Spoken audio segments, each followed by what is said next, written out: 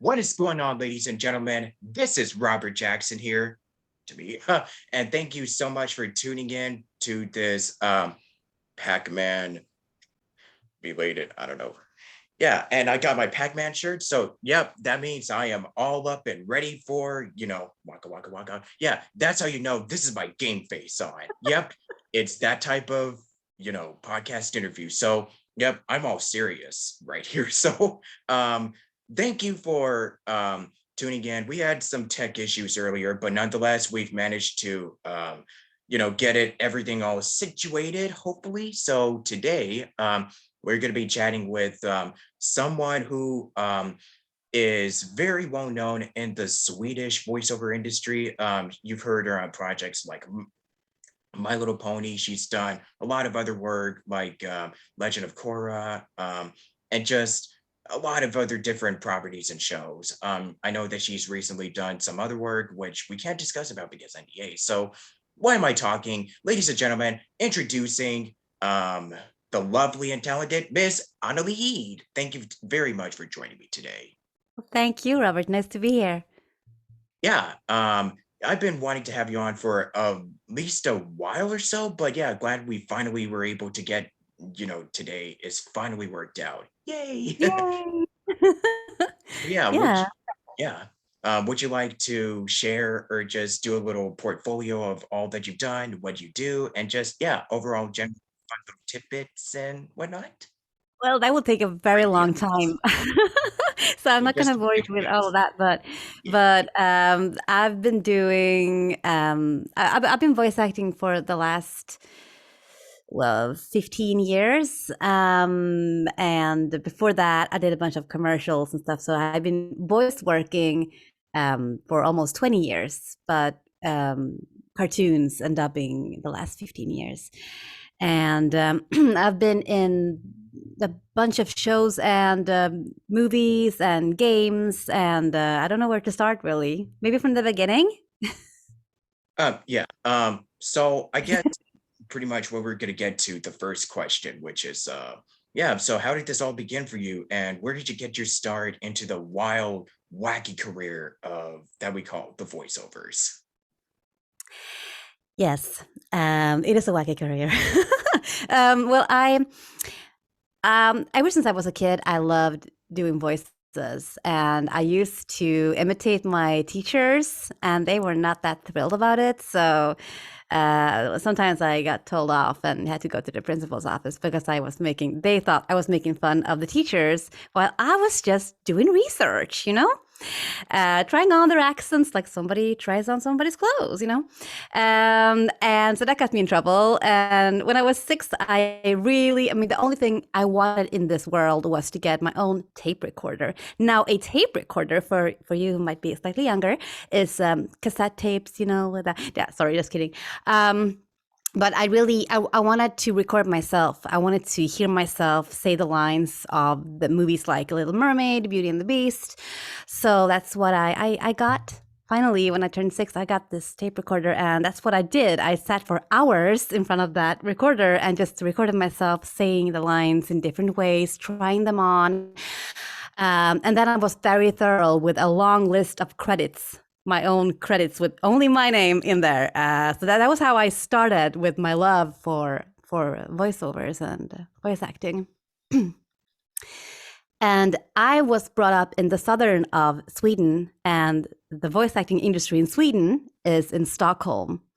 And so that was kind of hard to be there. I mean, physically. So when I grew up, so I was like, I really want to do voiceovers, Mom and Dad. I told them, and they were like, oh, well, first off, you have to be a celebrity and you have to live in Stockholm.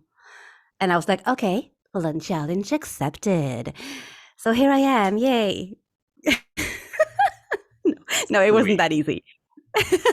It wasn't No. that easy, but I kind of I didn't forget about it, but I focused on, going to university and studying linguistics and things like that. But then, in the middle of my studies, I started doing stand up and started to perform and started to imitate and impersonate. And actually, one day when I was going coming out from a performance, I was asked to go to a studio and just leave a generic voice test, and so I did, and I guess I gave them like 30 different voices or something because I have stayed there since then, and that's 15 years ago. It's amazing. It's a very long story, though. Oh, I can't even imagine, but yeah, it's nice.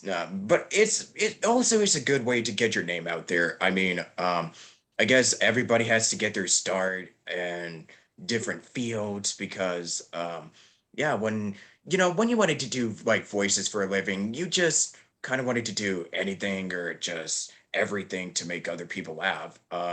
And it's just kind of one of those cases where we're all class clowns and we goof off and just do whatever we do just Mm. for amusements and entertainment, I suppose. Yeah, I actually got a prize for being class clown once. Well, I bet you wore that with honor. I did. Maybe I was even bragging about it. Like, hey, I'm funny. People say I'm funny. I'm a funny comedian now. Exactly. Haha, I'm a funny comedian now. Humor Yes, that is system. me. Please humor me. Exactly. I will humor you if you humor me. Yeah. So, what's your family like? When you decided you wanted to do like, I don't know, voices and do stand up and all of that stuff? What's your family like? Oh yeah, we support you 100%. Or were they like, did they have other career? Like, did they want you to go into a different field or like, wow, what was their reaction? Because, yeah, those are Um, always fun to ask. yeah. Well, they were. I mean, as long as you're happy, you do you. Which was really supportive of them, and they were just happy that I could make a living from what I was doing all the time, making sounds. Because I'm one of those people who are never quiet. Except when I sleep and when I eat something really yummy, then I'm quiet for a second or two. So they were That's like, fair. okay, Yeah. if you can, if you can make some of this, well then, good for you. We support you. Yeah. So fast forward. So your stand-up career, let's see, did that also help you when you made the transition into voiceover? Was that like kind of like the starting um like point for you because you did stand up. So did that also help with the experience and skills that you had like doing comedy? Did that also help translate? Did that also help carry with you well into when you're doing voiceover for cartoons and whatnot? Oh yes, yes, I would say that. I mean, I did stand up professionally for 5 years, um, like 3 or 4 times every week, and yes, also I got to practice my improvisational skills. So yes, that really comes in handy when you're like this recording. It's really good to have a background in comedy, and especially in stand up, I think, because there you really have to be on your toes because everything can happen. You have to leave your script. You have to, I mean, something happened, somebody drops a tray or somebody says something in the wrong place, then you have to really think on your toes and pick that up and use it for humor. So yeah, I would say that. Of course. Yeah, because improvisational skills are very important to have when you're creating a character for, like, if it's for an animated cartoon or if you're doing a video game, like, improvisational skills are an absolute must. I'm gonna say this right now. It is a lot of fun. Um, Doing improv really helps you think on your feet, and you can really just go just like kind of get yourself into a character like just it's like an spont instantaneous in a way, like spontaneously on your feet, and it's just I just personally think it's a lot of fun and it's good for actors who want to get that training in and who want to, like, if you're going into cart if you want to do voiceover work for cartoons, improv is a huge skill to have. It's Mhm. Yes. Okay. Um, so, yeah, so you've done all of this crazy, wacky shenanigans. Was there like another career option, like a career path that you were considering about? Or like was this like you were set on this for life, essentially? Well, I was going to, I mean, I studied rhetoric and linguistics and marketing. So that was my plan. But all of those things I can use today, all the marketing, the linguistics and rhetoric. So it's all, woven in there somewhere. So I didn't study in vain, which is good, feels good. Yeah. So when you first got your start as a Swedish voiceover artist, like getting your start in the industry, like how would you say the experience was like? And looking looking way, way, way back into your early humble beginnings and up to now, as you've been doing this for a very long time, how would you say um, it has evolved or changed over the many years that you've been working in the business? Well, let me tell you, I was really nervous the first couple of sessions I had in the studio because it was my dream coming true. And I was like, oh, I bet they think I'm weird. I bet they think I'm not that good. Oh my God, what am I doing here? They might throw me out any second. Oh my God. I was like that. But I actually asked people just a couple of years ago, like, hey, did you know that I was feeling this way? And they said, no, no, you were so nice and cool, and you were chatting away like you do now.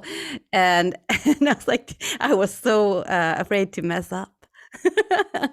But I only knew one thing that was really, I'm very happy that I focused on, and that was to give it my all, my best. Never hesitate when it came to doing a long, loud scream or sighing or anything. I didn't hesitate to just bring it 100%. I was like, okay, if they think I'm crazy, they okay, sure. But I had to bring it in front of the microphone, and I did. So I didn't hesitate there. Didn't. Yeah. And so back when you were still doing the stand up and moving on to voiceover, did you find the transition to be like incredibly easy, or was it just something that you just had to?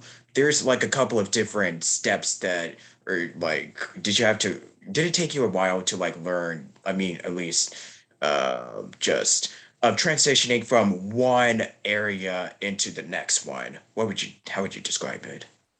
Um, I had to learn the technique with the timing when it comes to dubbing.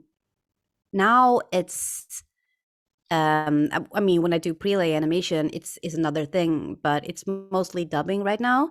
So the process of how you dub something takes a while to get in there, but now it's like riding a bicycle. But before it was not. So I mean, it's because you have to have the original language in one headphone, your own voice in the other one, and you have the time code on one screen, and then you have the other screen with the mouth flaps, and then you have to talk at the same time as you hear the English or original track, and then you have to keep away from the melody of the language, and then also you have to read and match the mouth flaps. So yeah, it sounds more advanced than it is, but um, Yeah. yeah. I mean, trust me, it sounds like it's a lot of work, but if you've been doing this for a long time, as long as you have when you start gaining the experience, trust me, I know it sounds complicated, but I mean, it kind of sounds like it's a lot easier than it really is. I mean, if we're both working actors, that I know it sounds like it's a lot, but trust me, it, once you really start getting the hang of things, it gets easier over time. Trust us. Yeah. And especially, I mean, if you're musically, I mean, if you're a musician or you're a singer, it's even easier because it's so much about the rhythm. So timing and rhythm is really important. So, I mean, you could be a really good actor coming from the nicest theater school in the world, and in the studio, it's hard to deliver if you don't have that sense of timing and rhythm. So that's something to also keep in mind. Of course. So, did you actually, okay, this is a fun one I always ask, but did you really expect your career to take off the way it did? Uh, no, no, I Nope. did Yeah. no, because I didn't. dare to think of it. I mean, I didn't. I don't think I dared to imagine that this could be what I do. So, I'm very, very happy and thankful for it. I'm grateful. Yeah.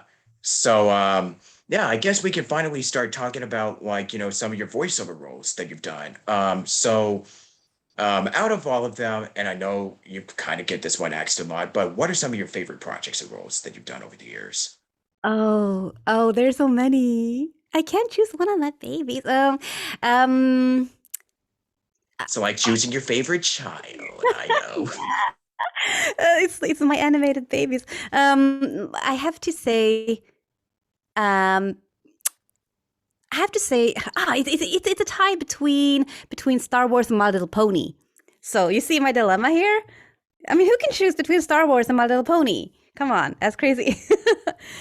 But it's Star Wars is because I voice Princess Leia, which is the most awesome space princess in all the universes, according to me, biasedly. um, um, so yeah, she's extra. She's very special to me to voice, and I've been voicing her in Swedish since 2015. So me and her we go 7 years now. And then My Little Pony, well, that's a chapter of its own, I think. There's so much to talk about. I did a My Little Pony Generation 3.5, where I voiced Scootaloo, and then I was 55 or more characters in My Little Pony Friendship is Magic, Generation 4, and now I'm in Generation 5, and I'm Easy Moonbow. Nice. Um, and do you have like any voiceover artists that you also just admire? If not for like being inspirations or influences on your work, but you're really good friends with and you just like to give a good old shout outs to like all the folks that you've Yeah. worked alongside with in the industry. Yeah, because you Yeah. could just give shout outs. Go on. Okay. Okay. So I haven't met her in a couple of years now, but Tabitha St. Germain in Canada. Hey. I want to make a shout out to her and also to Andrea Livman and oh, there's so many of them. The original cast of My Little Pony Friendship is Magic that I have met in different conventions. Um, so yeah, there's a bunch of them. So, but you know who you are if you're listening and watching. Yeah. And Mm. for My Little Pony in particular, so like, were you familiar with the show before you actually started working on it?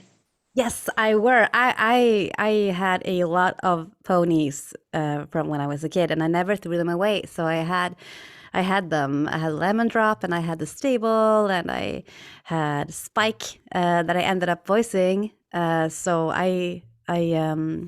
Yeah, that was really special to me because when I first got the call about My Little Pony, they asked me to come in and read for the role of Spike.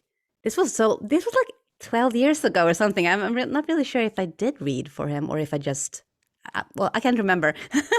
um, and I was like, oh, it's My Little Pony. Oh, yay, finally I get to be one of my, little horses.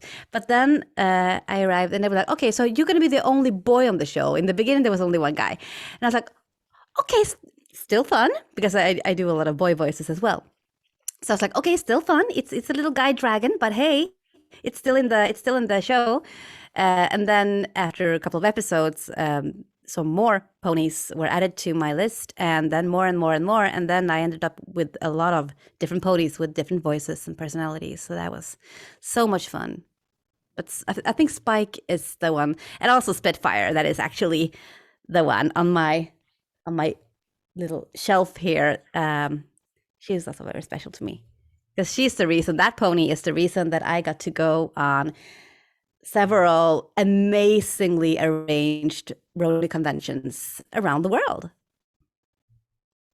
It's amazing. Um, yeah, because especially for the Generation 4, like the franchise just really exploded in popularity. Like, if I'm gonna go back to, I mean, I am right now I'm 22 right now, and I'm turning 23. So back when the show first came out, I think it was like 10 or 11 when it first started, and then like I keep seeing a lot of. Okay, so this is funny because back when it first started, because I was watching a lot of Nickelodeon and Cartoon Network and Disney Channel at the time, but then over on the internet while I was doing schoolwork, I would just see all of these drawings of My Little Pony. Just it was everywhere, like literally everywhere, and I was just like, "What is going on? Why am I seeing all of these this fan art, this My Little Pony stuff?" I mean, I did not grow up with it because I was under the impression that like My Little Pony is for little girls. It's for girls. Yeah. That's why I didn't really, yeah, it's like, that's why I kind of didn't also, I'm embarrassed to say this, but that's why I kind of didn't really watch Powerpuff Girls, because, but I mean, I do Oh love it. No, no. I mean, that, and also, I wasn't really a superhero guy as a kid. I mean, I just like the wacky loonies, the crazy stuff, like, I don't know, SpongeBob and Looney Tunes and Tom and Yeah. Jerry and stuff. Popeye, Mm. the classics. So, um, and I think around 2012 or 13, I was like, I just kind of caved in and like, okay, you know what? Let's see what this is about. Yeah. Give I think in. yes, I think the first episode, I don't remember. Oh, actually, I think it's the one where it's the one with the diamond dogs. I think that was the first one I watched. And then ever since Oh. then, yeah, where she gets kidnapped by those Yeah, yeah. dogs, and There's then a Spike long has to come to the streak. rescue. Yeah. No. Like the no, yes, that episode. That Yeah, was the first one. That was yeah, my that's a first good episode. one. That's a good one. Yeah. He's like, oh, it's Jamie. Oh. He's just whining and breaking him down with the Yeah. whining. It's a funny one. Yeah. I love Tabitha. Yeah, he's Yeah, awesome. she's great. Mm. But yeah, that was my first episode, and then I watched the pilot, and then I just kind of binged through the season, various different episodes of seasons 2 and 3. And one, I think three was wrapping up at the time, but then that was during the whole Alicorn yeah. And then season 4 was like Yeah. yeah. And yeah, that was kind of my story of how I got into the show. And then after a while, I think I kind of moved on to like other shows that are out that was coming out at the time. But I still fondly remember the show for like actually getting me in touch with a lot of really talented people in the online community, like the Bronies, let's see, voice actors like you, for instance, and also, yeah, just it's just amazing how the love and the care and dedication of the show just managed to bring on such a huge audience. Like, I don't think any of us really expected this show. I mean, I certainly didn't because I was like, why am I seeing all of this fan art everywhere? What is going on? And it was on the hub, and I was like, okay, you know what? I guess I'll probably watch it. So yeah, I was just amazed at how it just spawned like such a large community of bronies, and just like you said, you've been invited to conventions, BronyCon, various different That's the brony only one I conventions. have. I haven't been to the really big RonyCon. I haven't. Yeah, I So think you've been to like Ciderfest, tell me. Crystal Fair, and those conventions. So Yeah. yeah, and yeah, I bet working on the show must have been a great, yeah, because you said you were into the show back then, and then so what was your reaction? Like, I know you got the auditions for the G4 generation, so like were you excited that you're finally going to be in a My Little Pony Oh um yes, show? super Yeah. excited.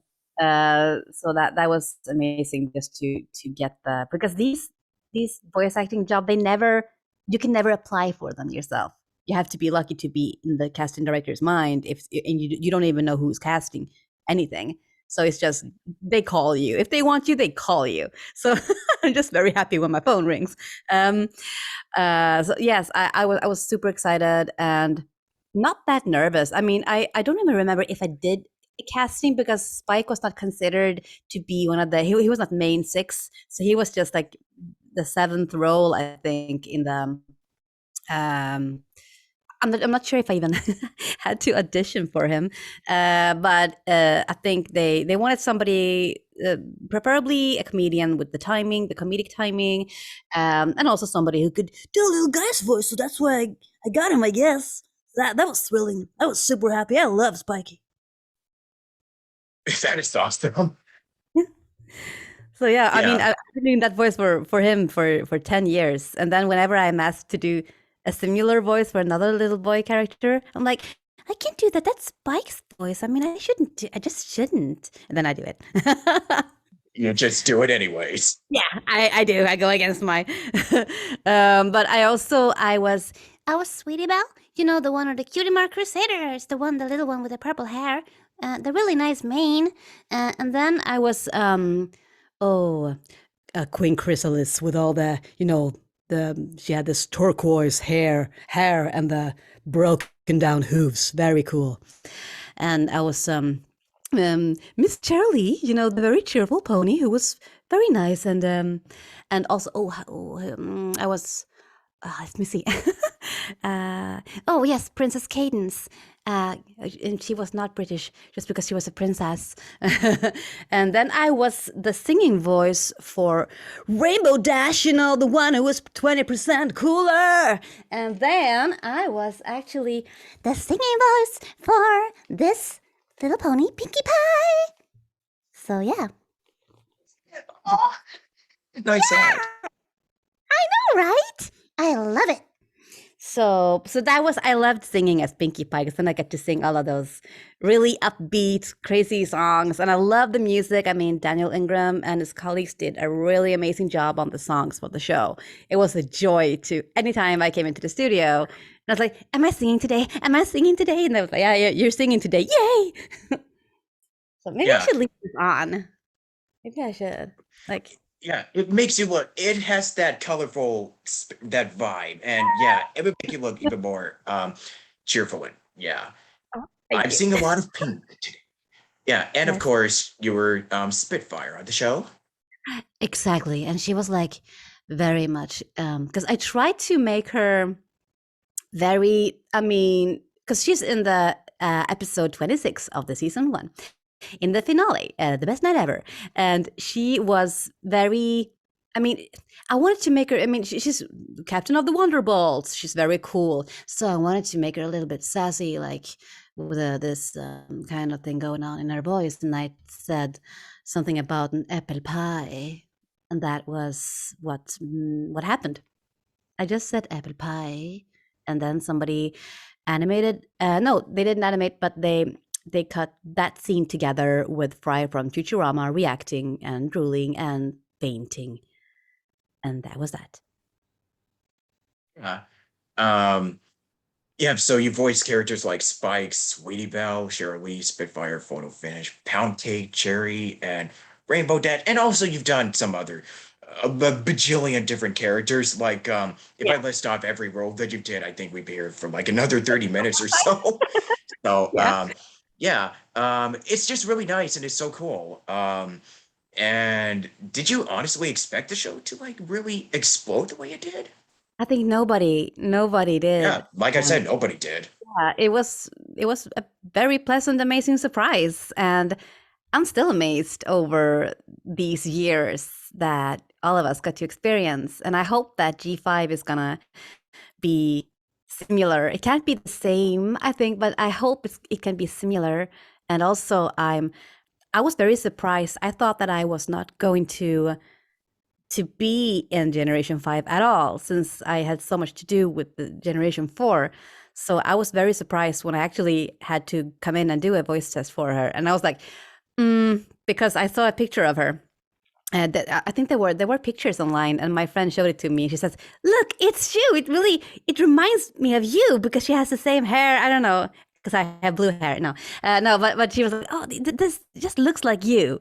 And I was like, okay, well, sure.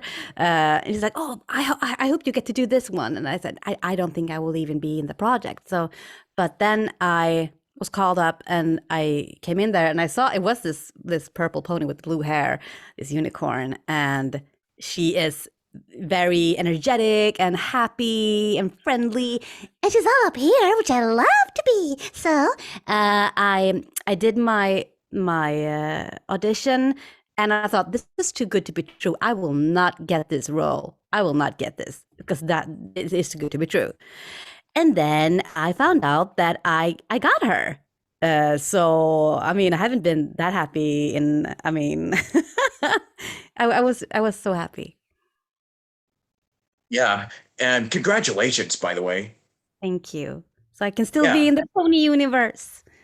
Yeah. So let's Yeah. also talk about conventions because you've been invited to a lot of them. So what do you really enjoy about the whole convention experience? And what have been some of your like favorite memories or interactions you've had with fans and just, just your favorite everything about going to cons and just your Oh, overall experience on favorite attending them as a everything. kid? I love my favorite Yes. everything.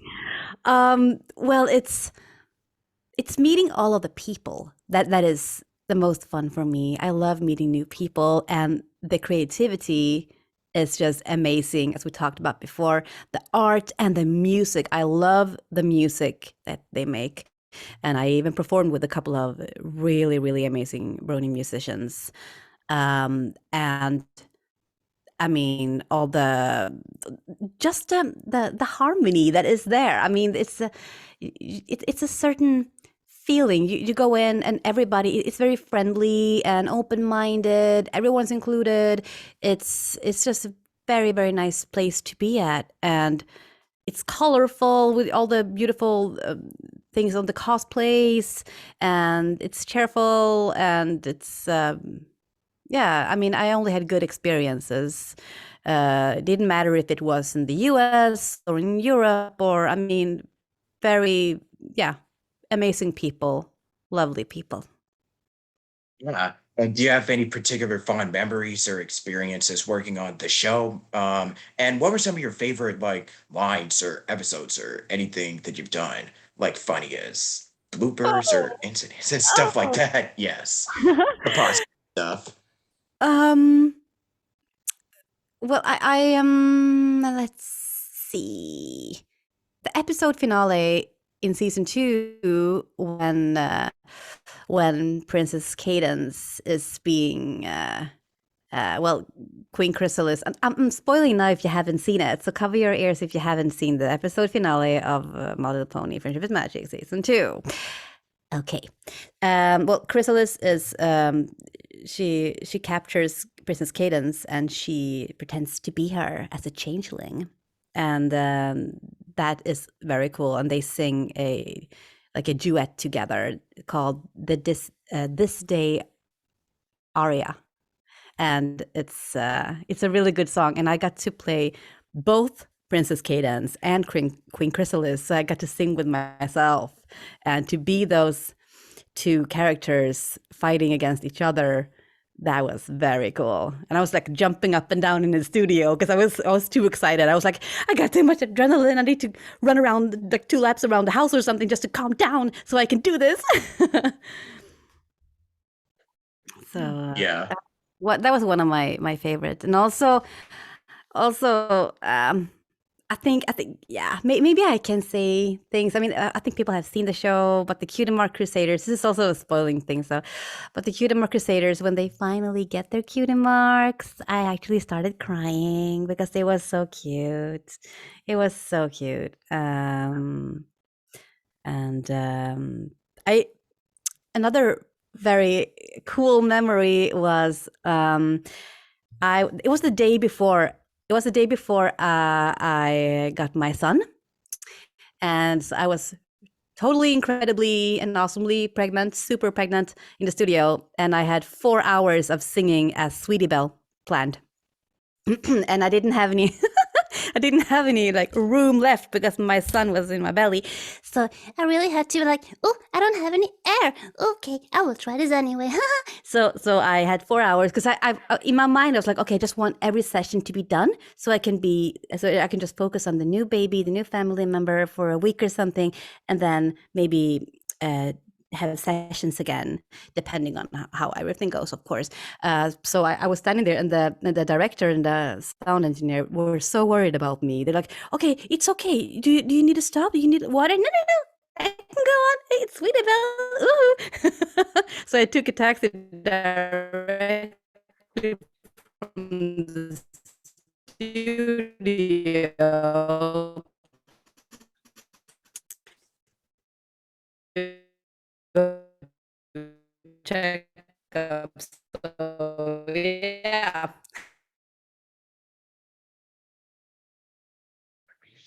Yeah. Yeah, it's just really interesting. Oh, hey, hey. Okay, we're Okay, so back. how long did you?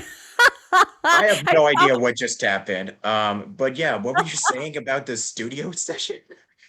Oh my God. Okay, so how long? How long did you get? I mean, I think I got to the part where like you were singing and you were like, do you need a break or something? But I think it was oh something like that. Yeah. yeah, yeah. Okay. So you could So just repeat it if you like.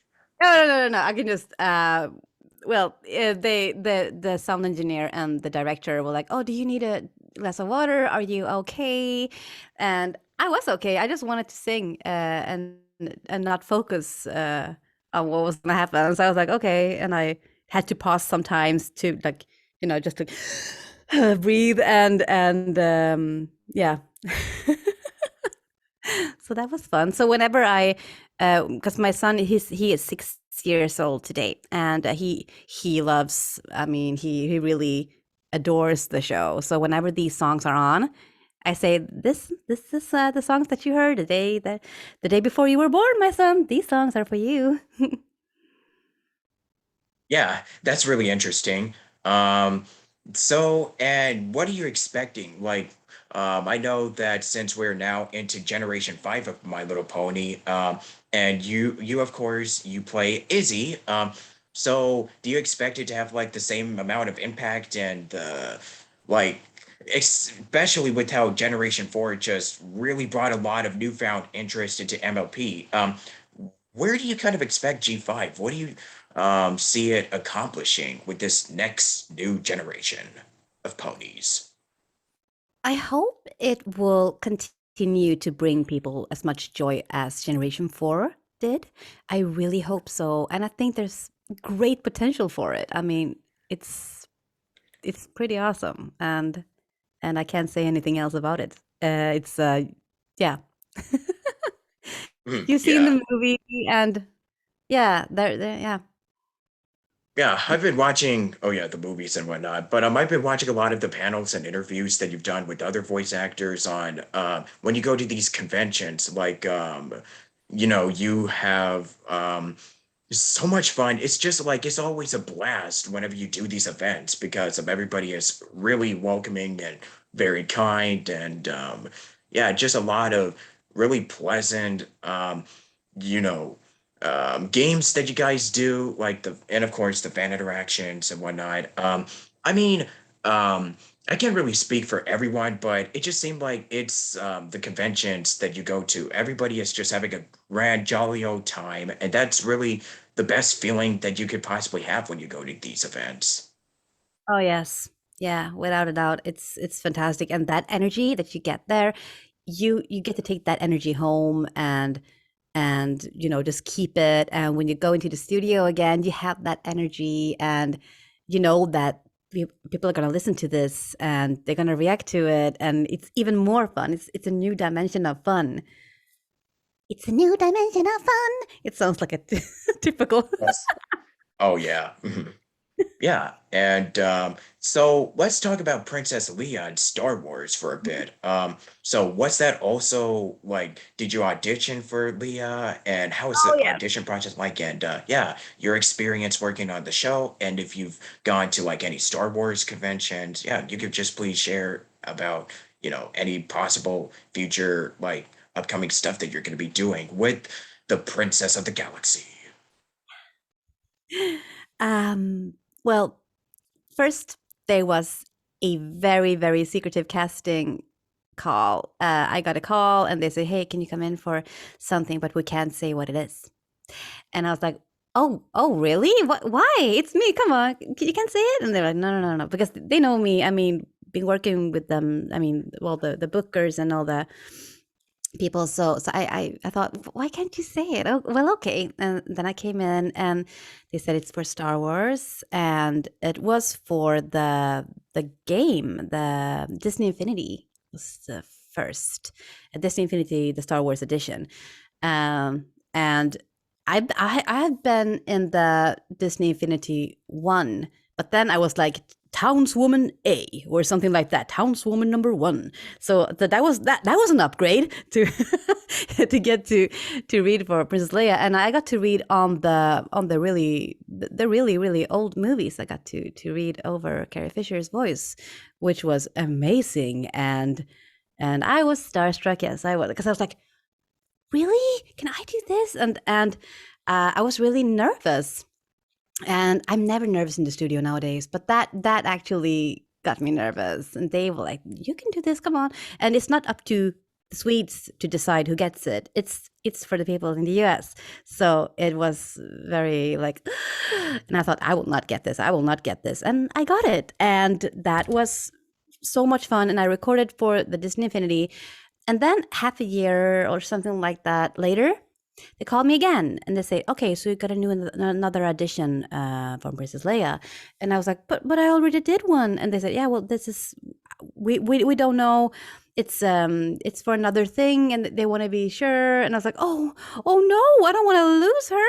So I went in, and I could feel my heart was pounding. Like, I was like, "Oh wow, does this go into the headphones?" Because I was so nervous, and I really, really wanted to keep her, and I got to keep her. So, which I'm super grateful for. So, yeah, I haven't been that nervous, I think, in a casting anytime. And were you already a fan of Star Wars before playing Princess Leia? Yes, I were. So I remember at like kindergarten or something, and I asked, and these two boys were playing Star Wars. It's called Stjärnornas krig, War of the Stars, in Swedish direct translation. And they were like playing that, and I said, "Oh, what are you playing?" And they said, "Oh, we're playing Star Wars." And I was like, "Oh, cool. Can I join in?" And they said, "No, no, there isn't any girls in Star Wars. You can't be. It's not any girls." And I was like, "Oh, well, that's too bad. Then I get to be a guy." Then they said, "Oh, wait, there is one girl, and she has like cinnamon buns on her head. You can be her. Her name is Leia." And I was like, "Okay, I'll be Leia then. Okay, cool." So that's kind of fun that I remember so much this episode, and then finally I got to be Leia. So it's like, Yeah. What's your favorite, like, I don't know, movie or anything Star Wars related? oh well, oh that's very hard to. I'm gonna say pass, I think, because it's like, should I choose anything that I've been voicing or that I haven't? But no, I just can't say any specific. I really enjoyed to I mean I enjoyed to act in anything that she's in, of course. But I remember that Star Wars Rebels was very, when I started with that one, I was like, wow, just to hear all the music is always fantastic in these productions. Sometimes I'm like, if we have time, I tell the sound engineer to just be like, "Hey, can you just put on the music and effects, because I just want to hear the beautiful symphonic music." Nice. And were you invited to any Star Wars conventions? You know Or did what? you go I to any? haven't. I haven't. I was when I was at Comic-Con, I was invited. Or was it Comic-Con? It wasn't some convention, and they had a Star Wars party afterwards, and they wanted to invite me, but they told me they didn't dare to do it. So they did. But I would have totally gone to the party. So I was like, no. I found out afterwards that we didn't want to, you know. So so I would love to go to Star Wars conventions and parties. Yeah, but I know you've definitely been to other conventions, Mm. you know, either as an attendee or as a guest. So that's definitely a good thing. Yep, yep. Anyways, also their loss that they didn't invite such a talented actress to serve. I know, right? Uh, huh, somebody, we're all bitter inside. Oh, yes. Oh, oh, Yeah, oh, this is started. Senpai didn't invite me to a convention. Why That's a didn't good, you do that? It's so bad. Oh, exactly. I feel like we could probably do like a skit where we could just list off all of the cons that we didn't go to that we weren't invited in. And just like, I cannot believe that my friend didn't get me tickets to go to this one party. Ugh, the nerve of them. it's Ugh. like the worst. I know, right? I know, like, oh my Oh, yeah. gosh. Oh my Ugh. God. I can't Yeah. believe it. It's so crazy. I'm like, ew. Yeah. I'm gonna pretend like they totally invited me anyways, and I'm just gonna crash anyways because I just wanted to be there just to show up for, I guess, have a good time. Yes. Yeah. Or Okay. just take a selfie. Yeah. Yes. Post it But on TikTok. Or just yeah. do like Follow yes. models. Yeah, let me just think like a little selfie stick and then just record a video of me just quoting Pinocchio. Father, why can't I leave on my own? I have the whole world to see. I actually did that on TikTok recently.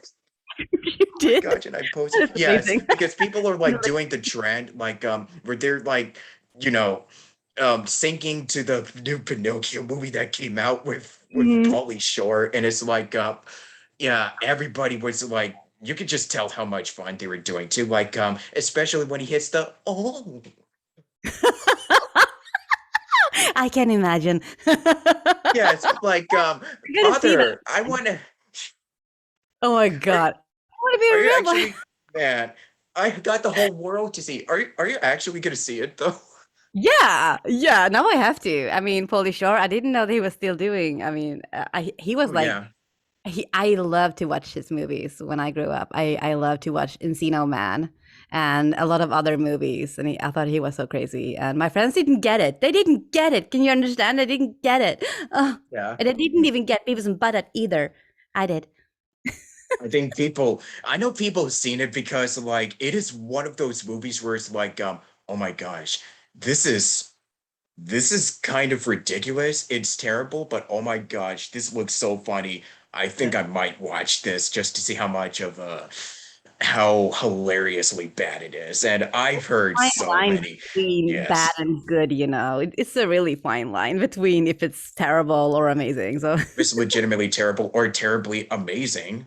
yeah, yeah. You never know. Huh? Yeah. So yeah, and it says you're also an actual play RPG podcaster on Sweden Rolls. Tell us a little Yeah, about that. you roles. Well, we're five actors and one GM, and we play Dungeons and Dragons and the games from the Free League, like Tales from the Loop, that is now a TV series on Amazon. And also, I mean, we go to conventions as well, and we play live yeah, live shows. So we're like Critical Role, but we're not Critical Role, but we're like Critical Role. The world is pretty huge. And Yeah, they even have their own animated series now, I which I've heard know, amazing right? things about. I I haven't know. gone around to watching it. I think No, it's and I Legend of Vox Shina, like yeah, Machina, I haven't I got think. around. Yeah. I haven't seen it, and I kind of promised because I met Matt Mercer on this convention, and I kind of Yeah. promised. Yeah, so yeah. I don't think I've met any of them. Well, I hang I with mean, a I've lot of. been to cons, but I haven't been to the ones where they were guests in because I only go to the ones that are local here in like Los Angeles and Southern California. Yeah. Oh. Well, I Yeah, I haven't been to wish. a Yeah. convention in Southern California. I can't even speak. I'm from Sweden. I can't speak English. No, but I I would love to go to a convention in California. So yeah. You hear that, folks? All you have to do is contact and just continue to bug the convention organizers saying, "Hey, we want this person at at your convention. Do I will it. wear this Do it." hat. Yes. Yes. I might even auction it out. No. Oh, no, I Hmm, couldn't. Oh, maybe I could. I don't know. maybe. But anyways, yeah, back to Sweden rolls. Yeah, so we're going to two conventions. It's in Sweden. We're going to a convention in Skellefteå. It's called Nordsken. We're going there end of May. And we're going to the medieval week in Gotland in the beginning of August. So that's going to be fun. And we really look forward to it. And we're going to play some amazing games. And I'll also be there for Q&A session about voice actings. And yeah, it's going to be so much fun. And we actually, all the tickets and everything are booked. And it's, yeah. So that's like today, everything was finalized, like where we're gonna live, how long are we gonna stay, and stuff like that. So that was nice to get that email. Hey, everything is done now. We're like, okay, thank you. Looking forward to it. Plug. Yes. So yeah, let's talk about you being a musician and being a singer and a songwriter and all of that music stuff. So yeah, how did the whole interest of you wanting to get into, music and did you always bet you must have always also had a passion for music because like you mentioned you were the singing voice for Rainbow Dash and other characters on MLP. So yeah, so I bet it's something that's really near and dear to you and you also decided to pursue music as part of your passion? Yeah. It's always been with me, and it's yeah, I mean, I started playing piano really young, and I can't anymore though, because I kind of forgot. I don't know, the voice acting took its place, I guess, but I still sing. I sing everything from jazz to opera, and it's really something I don't even think of when I do it. I always sing. I always like walk around, and sometimes I have to be like, oh, I shouldn't sing out in public, like walking around. It's not loud though, but it's just. But yeah, but I started writing songs a long time ago, like 20 years ago, 25 something. But I didn't release anything because I was like, no, no, no. I'm just, it's just for fun. I just dabble. And then I went to this songwriting camp in Spain a couple of years ago. And then it really set off, and I met people. And I was so sure when I went there that, oh, everybody here is going to be so much better than me in this. But I'm going to take a chance because that's how you grow. So I forced myself to sign up. I forced myself to go there. And when I arrived, I found people that I really connected with on a musical level. It was fantastic. It was evolving, and I came home from there from a week of songwriting with a bunch of new songs, and we recorded them and we released a couple of them. So I mostly I do top lining, so I do the lyrics and the melody that goes, and then I sing also, mostly because I want it done the way I hear it in my head. That's why I sing it. But I don't have like this, oh, I want to be a singer, I want to be on stage. I don't have to. I'm very happy in the studio.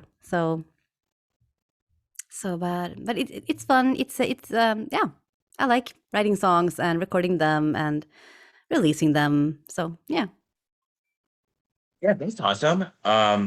Yeah, because I know you've put out a lot of amazing covers and you've also sang at conventions, which you absolutely rocked it. Oh, Um, thank you. yeah, no problem, no worries. Yeah, I know that you've done a lot of musical covers. Do you have any particular favorite ones that you like to, I guess, sing if you're like in a shower or in a car or just on your little spare time or just the the covers and stuff that you've actually put Oh out, yeah. like favorite I anything. Let's talk I about it. um, I love to sing opera, especially when there's acoustics. So I sing a lot of like the Italian Lascia ch'io pianga. I don't know if you Lascia ch'io pianga la d'ora sorte, something like that. And that's the one that's the go-to song for me. And also I like to sing. I don't know why, but Kristen Chenoweth songs, like her takes on "Glitter and Biggie," there's some part I play, but higher up, and popular from the musical Wicked, and also My Little Pony songs often pop up in my head. And my daughter, who is 12, and my son, who is 6, they also sing. So we sing in harmonies. So when one of us starts singing, the others will join. and then it's just downhill from there. We just sing all the time, and especially when it comes to opera, all of us are singing. And my husband and their father is like, "Oh my god, are you ever quiet?" We're like, "No, no, never." Hey, welcome to the life of a voice actor. Yes, I and was also just talking. Yeah, I'm sorry. Continue. it's no worries. The kids are also voice actors. My daughter has been doing it for 4 years, and she is on the Disney. It's called Bluey. It's about a little dog family, and she's on a bunch of like a Gabby's Dollhouse and a bunch of other really cool projects. The Swedish version of The Witcher. I mean, Jelly. Yes, I was Jelly. I'm like, hey, what did you get? They didn't go. No, but so that's, and my son is just starting. So, but yeah, they really enjoy it, and I'm always like, hey, if you don't like it, you shouldn't do it. But if you like it, then you have to ask yourself, because I'm not gonna, because you learn so much when you take a chance, and that's something I really want to give my kids. So I'm like, if hey, they were like, oh, I want to voice like that as well. Can I come to the studio and do that? Can you ask them for me? And I'm like, no, no, no. You have to ask them yourself. You have to ask them to consider you when a new project comes in, because yeah, I want you to learn how to take a chance, and they did. So yeah, and then they Yeah, happen to be really good at it. So I'm very proud. yeah. I just was talking to somebody earlier today before joining the Zoom meeting, this call. And we were just talking about wow, we were just talking about a lot of stuff. Like and one of the things was shoot, wow, I cannot believe I forgot just that quick. But it was just like you were saying earlier, where um we pretty much are we make content and we put it out there and get our names we're putting ourselves out there for the whole world to see. I'm not gonna stop. I'm sorry, I can't resist. But yeah, but anyways, Yeah. yeah, we were just talking about creating content and putting yourself out there with your work, like with the songs and just everything of the sort. And since you mentioned Disney, that Bluey Dog Show, I feel like I might have heard of it and seen Yeah. images. I think because my younger nieces and nephews watch it, and yeah, I think I might have. I don't even think I've seen like a full episode, but I know the designs. So Yeah. it's vaguely familiar to me. Yeah. But It's, yeah, speaking of which, yeah, for like music, I bet you must sing like a lot of Disney songs. yeah. Yeah. Yeah. And So like I was just, oh yeah, I was talking with somebody earlier where like, hey, you married a voiceover artist, so expect a whole lot of noise in your household. yeah. Yeah. Guess what? You signed up for that. Yeah, that's what you get. Yeah, joke's on you. Now you're gonna be dealing with a lot of noise So 24/7. You so think your much. kids are noisy? Your Oh my wife god. is gonna be just as sorry, Yeah. buddy. Who? Voice Good luck actor with kids that. is Yeah. even worse. There's kids and there's voice actor kids, okay? So Oh, so that when one of too. us starts, it's like the others they just follow. Yeah. I So remember when I told my family, hey, I want to do this. Like, I'm serious about pursuing this. And yeah, you're going to have to deal with me just talking all day long. And I mean, luckily, my mom is okay with it. And that. And, the people in my household are fine with it. yeah.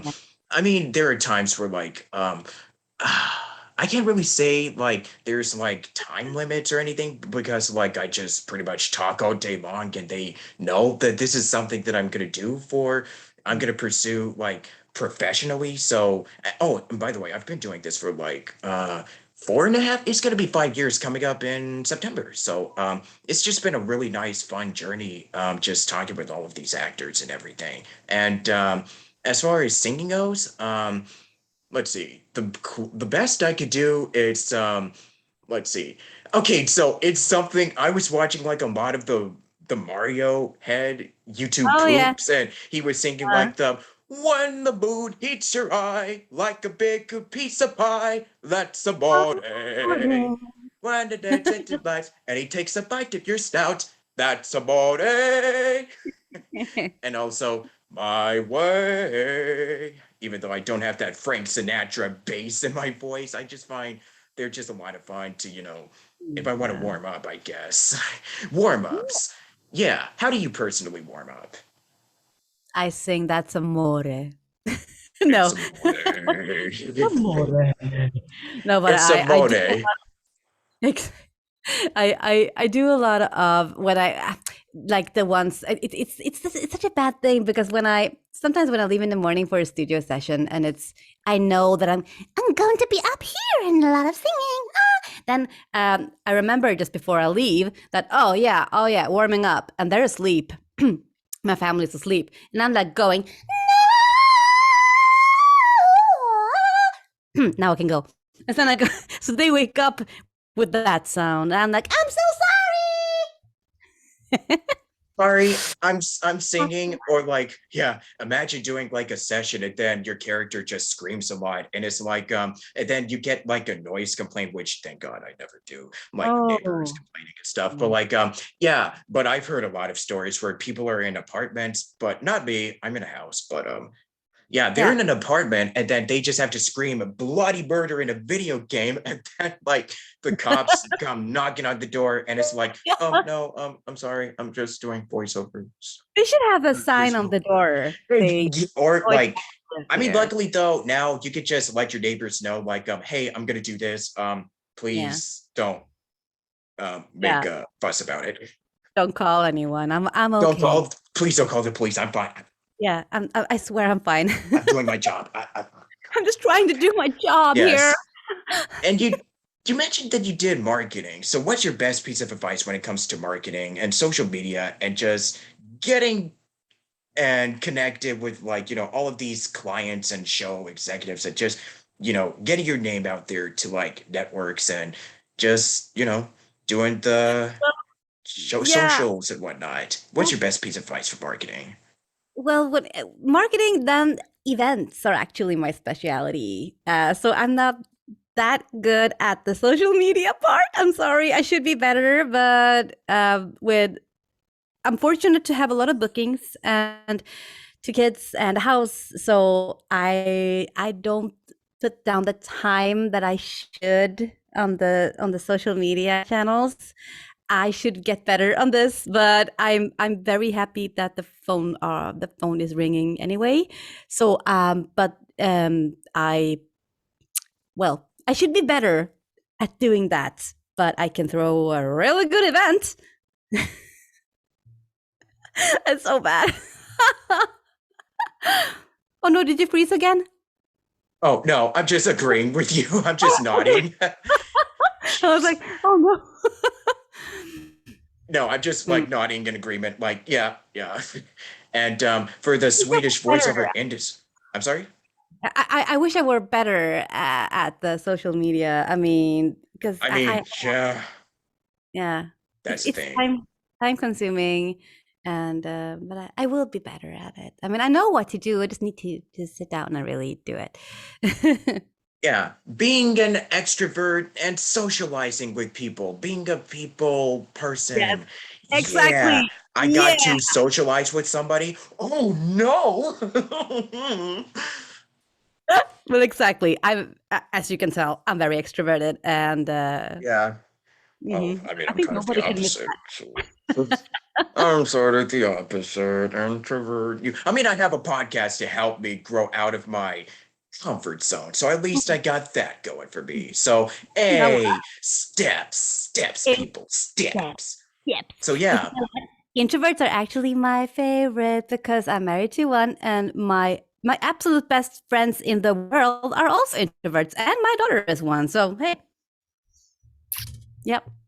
yeah. Mhm. So okay, for like the voiceover industry in general, like I know you do a lot of work in Sweden. I know that like with the pandemic, remote recording has become. I mean, like people have been recording from their homes since maybe even before the pandemic, but like after COVID, it's like it just kind of rose up exponentially, and like the voiceover industry just keeps growing, and it's just like changing like constantly. So yeah, would you say that like I don't know, for you, do you personally prefer recording from home or being in a studio? You're asking the extrovert here. I want to go to the studio because they have. I mean, mean, I get to meet people. I get to drink their coffee, and I get to be in those really nice studios with all the nice equipment and good microphones. And yes, I love going to the studio. I love even traveling there. I live slightly outside of Stockholm, so it takes me like 1.5 hours or something to go into the studio, but that's fine because that's me time. So I get the chance to just sit and look out the window and think about stuff. And no, I totally look down to my phone. oh, As everybody does. okay. Yeah. I listen to audiobooks and I'm on my phone. Yeah, Yeah. that's Not my something that own audiobooks though. I could never do that. Not my own. I was gonna ask about audiobooks. Like, was it Yeah, something yeah. that you wanted to do more, or Um it's so funny because when I started narrate audiobooks, I was amazed on how long it actually takes to record them if you compare it to how long to listen to them. And the first one I did, I recorded at home when I got to do my own editing. That will not happen again. no? I started hating my own voice Don't after like 10 hours. remind me. Yeah. Please So don't that remind me. you've been doing that too? Oh no, No, I I'm mean like I had to like literally just like trying out for an audiobook. I'm like, okay, so I gotta take out the breaths and I gotta do my own editing, and I'm like, yeah. I that's why know. I prefer to have other people help me because like if I'm like really picky when it comes to my own hearing my own like performances. I'm like super picky with like, oh no, I breathed there. Oh no, there oh I hit my mic there. I gotta do it over again. I'm super picky. Yeah. So anyways, continue. I don't mean to shift this on me, but yeah. Well, totally fine. It's your show. It's your show. Well, True. I do recognize the pickiness, and I think it's a good quality to have that because that means that you're aware of. I mean, you want see what I did. I did this in the middle of my sentence, eh? But I think it's a good sign that you are picky because that means that you won't let anything go. I mean, it's your brand, and everything you do is it's your brand and what you do. So everything you do is what you do. People, let me just tell you, it's almost 12 o'clock in the middle of the night here in Sweden, so I'm a little bit like No tired. worries. No that's worries. that's I why think I'm like, yeah, we're just wrapping up soon anyways. But yeah, and for the voiceover industry as well, because for Sweden, is it kind of like is it a much different atmosphere for when you're recording in Sweden or because I know in America, like the big hubs are like Los Angeles, Texas, New York, Canada, and so on and so forth. So like I can imagine there's like you said, there's a lot of opportunities for where you're at right now. So do you think that like there may be a even bigger chance for like more remote recording and like, more diversity and representation in the industry as we continue to navigate through this COVID crisis? Or yeah, like at least in the foreseeable future. yeah, I think more people are recording from home, but Yeah. Stockholm is still like the main center of it all. Since it's the main character in Sweden as well, and all the like entertainment industry is basically in Stockholm, but a lot of things are happening in Malmo and Gothenburg as well. Um, so, but yeah, a lot of people are also recording from home. But when it comes to especially dubbing, there's a lot of NDAs and stuff, so it's very sensitive, all the materials. So that's also why you have to go into the studio to record. But commercials and stuff like that you can do from home, and I do several like commercials and little bits for radio and jingles and stuff like that. I can always do that from home. So. And I sit Yeah. in here. Yeah, that's something. That's what I want to do more. It's Now I can build my I don't reach it, but I have my little walls here. So I can make my little it's like a tree house, but it's made of something else. Now nobody can disturb your peace. Nobody can disturb what evil concoctions you're making behind the scenes. Yeah. You're like an evil witch trapped in a cave dungeon. No one mess with me now. You won't stop me. I'm powerful. Wah. I'm all alone. Yes. Exactly. Yes. but yeah, anyways, like I do want to get more into Anyways, like anywho. yeah, commercials and promos and narration. Yeah, Yeah. audio. I mean, it's good for me to, because I've been mostly doing like a lot of animations. I've done some video games and let's see. I think I did one narration, but yeah, like I mostly do like character work. But commercial, I feel there's something like about doing commercials that is like, you're when you sit down, you relax, and then you're talking casually to somebody else, or you're just talking to somebody close, But like for animation, it's totally different from like if you're recording for a video game, if you're doing an animation, anime, what else? Like e-learning, commercial. There's many different fields of voiceover that you could Oh yes. go Oh, into. yeah. So yeah, Sound systems, yeah, like elevator voices. There's a lot of things. yeah. So yeah. So for the stuff that you've been working on, what are some of the biggest differences when you're doing like when you're recording for a cartoon or like when you're doing a commercial or just anything else that you've been doing thus far? The biggest difference, I think, is when I go in to say, if it's a prelay animation session, I get to say all the lines in the time I want to say the lines in. So I don't have to watch the time code. I don't have to watch the mouth flaps to fit my words in there, which is very nice. But also, I mean, so when I go in and do dubbing, I have that thought, that timing sense I need to use. And when it comes to commercials, it's also a time slot. I have to go into a time slot. So it's like 20 seconds or 30 seconds. That's the most usual time. And then I need to fit all the text into, so I have to talk really fast, but also very, I don't know why, but it's almost this voice every time. Like, hey, welcome to this and this and this and that. I don't know why, but Yeah. they want this. So So, like sort of like ADR in a way. hmm?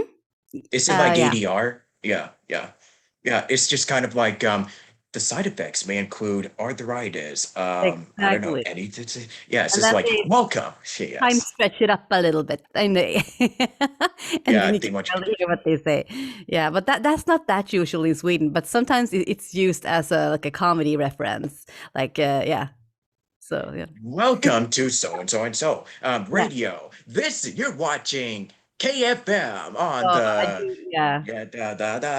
So yeah. So okay. So is there anything else like what upcoming projects are you really excited for? Just anything that you want to share that is not under NDA. I know it's hard. I know. Everything I want to share is under. So I got three things I really want to talk about, but I can't. Which is like, oh, but maybe some other time, if I come back, I can tell you. Okay. So, I know we've talked about MLP and Star Wars, but is there like anything else that you enjoy? Like favorite, like, I don't know, shows or books or like Um, anything media that you also really love? And favorite characters too. oh yes, That stuff. I love the Legend of Korra. That was Oh, amazing. yeah. Yeah, so I played Azami, Sato, and Jinora and Kaya. And I really, that was also a long, oh, long time running. It felt like so. That was, yeah. I was really fond of that show, and also I liked Littlest Pet Shop. I was Miss Twombly and the Biscuit Twins. So that was so much fun. And oh, there's so many Dinosaur Train and oh, I'm forgetting. Well, a bunch of, oh, I got to voice Meryl Streep in the Lemon Snicket movie. That was fun. And the Tigress in Kung Fu Panda, she is awesome. Also, Transformers Prime, RC.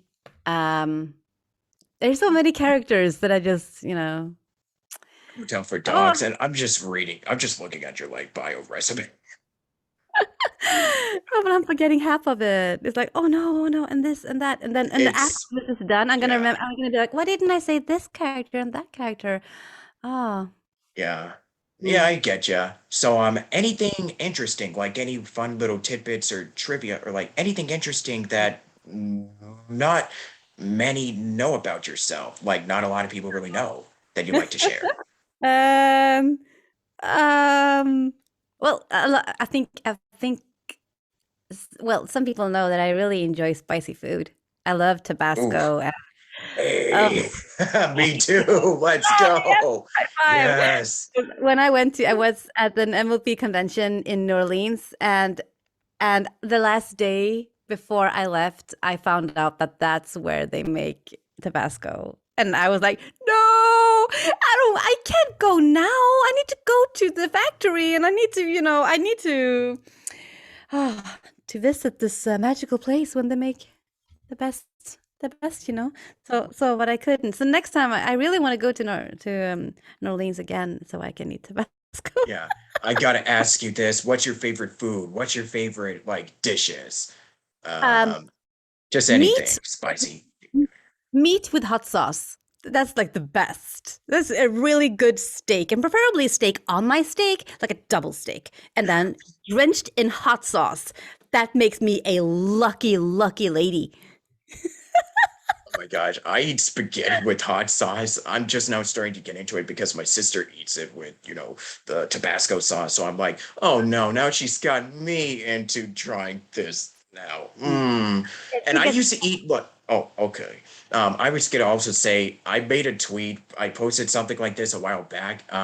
Because it's kind of like, I just post whenever I have something fun. I just to show that I'm a real person and not just like marketing stuff. But I posted like, hey, does anybody remember watching like the Rescuers movies from Disney? And I also posted like, so I one time I had a bag of hot Cheetos and I drank soda before going into a booth, and oh no, no, no.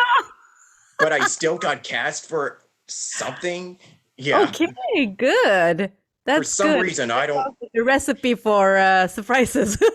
Yeah, and I also don't Like actually warm up carbonation. very often, and I quote memes a lot, so Huh? that keeps my adrenaline rushing. So there you go. That's a fun little trivia Yeah. personality trait about myself that I can share on here. Yeah. I quoted it as VO sins because I know that people say like, "Oh, drink plenty of water and you need to stop." No, I want to hear some stuff that you guys Uh, aren't following, like the VO etiquettes. I want you to oh, expose wow. yourselves Oh my goodness. because I am Well, the yes. they say that you shouldn't drink coffee or like caffeine. You shouldn't have I coffee didn't before you too, go into a session. surprisingly. I don't know, but I drink coffee in the studio. Yeah. And you I'm a still rebel. sound great. Yeah. Thank you, Tiger.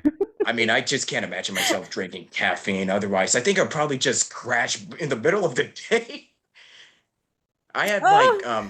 Kool-Aid once and I did just Yeah. fine. But no, I just don't really like caffeine. That's just me though. I don't really drink tea very often either. So for me, it's soda, water, and I used to drink milk, but yeah, I think I just mainly drink water now, especially since like we're in the middle of a heat wave as of the time of this recording here in LA. So Oh, yeah, gotta keep myself wow. hydrated. Are- Yeah, in Oh, April. yes. Yeah. Stay hydrated. I just wish that Mm. it would just start getting But hot around June or July. But hey, climate change oh is well, real. some of that heat because we still have snow here, so the spring is slowly getting here. So there's still snow. So I'm like, I we just don't want snow. I want spring now, like can yesterday. can can we have some of that snow, please? I really Absolutely. want snow. I Come on, prefer cold send over me. hot. That's just me though. I used to prefer Okay. hot over cold, but I'm like, no, I cannot. Sorry. I kind of changed over time. I'm a very particular person. So yeah. Would you say that impersonations can also help create original characters? Like when you're creating a character, like we talked about improv. Do impressions or impersonations help you when you're Yes, voice I, acting? I Yeah. would say, yeah, yeah, because I can get inspiration from old neighbors or somebody I heard at the subway. I can take that and be like, okay, maybe I can use this here and this and say, hey, can we try this accent? Can we try this dialect? Can I? And sometimes they say yes, and sometimes they say no. And if they say no, I say, pretty please, and they say okay most of Yeah. the time. Yeah. I feel it's a lot of fun to just whip out like a celebrity impersonation and just use it in an audition. Like, I actually auditioned for like because for my range, I mainly do like young protagonists or like the guys next door, just like people that are like around the teenage young adult age range. But like I've auditioned for like elderly, like men, old ladies even, and for one of them, I kind of wanted to do a little Robin Williams, Mrs. Doubtfire. Ooh, you little sweetie bee. Because I love Robin Williams, so it's like, Oh, who hey, doesn't? Oh, yeah. yeah, everybody does. So I'm like, you know what, Mrs. Doubtfire, I know that's kind of been done, but like, what if I just screech like a Monty Python? Hello, honey, this pigeon is new. Aw, God made his maker. This is the next pact. So Monty Python, it's just really fun going up, looking Hmm. up older references, and just use that in an audition. And then if they ask you to change it up a bit, then you're just creating a character, original character, and it's really fun to do. I know people look down upon like impressions don't really. I mean, like it is about. I mean, it is acting. You're performing. Bringing a character to life, but if you Of find course. something Yeah. that you really like and then you hear it on TV or in a show or in a cartoon and you're like, I'm gonna use that. Thank you for the inspiration. Mhm. And then you take it and then Yeah, you kind of that tweak is it around a exactly bit. what I do. Yes. I'm sorry? You make it your own version of it. Yeah, you make it I your own think, version. yeah. And then And that's what you do for like your D&D series, correct? oh yes, oh yes, there's a lot Yeah. of it there. Okay. Yeah. Yeah. So that's really fun. So do you have like any last piece of advice or any like you know, um I guess where do you personally see like, any of the stuff that you're working on, like MLP, Star Wars, just everything and everything? Like, where do you see the future of the industry? And any last piece of advice for anybody who wants to get into this um wild, crazy business? They wanted to give this whole like field a shot. Any last piece of advice, or where do you see the future headed in the foreseeable future for everything in general? The world, the industry, work, anything your life. And we're gonna get like philosophical here, all up in